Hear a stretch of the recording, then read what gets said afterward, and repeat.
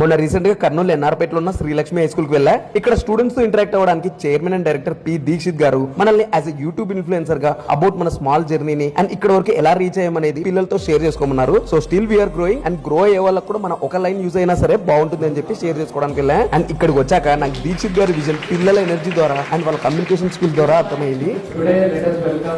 You guys are on YouTube or Insta something, so you should not be there actually. That's why you need to start your YouTube channel and you should have overcome criticism and negative feedback that you have faced. Like as you said, motivational videos will motivate children to some extent, but we should not quietly depend on that motivational videos only.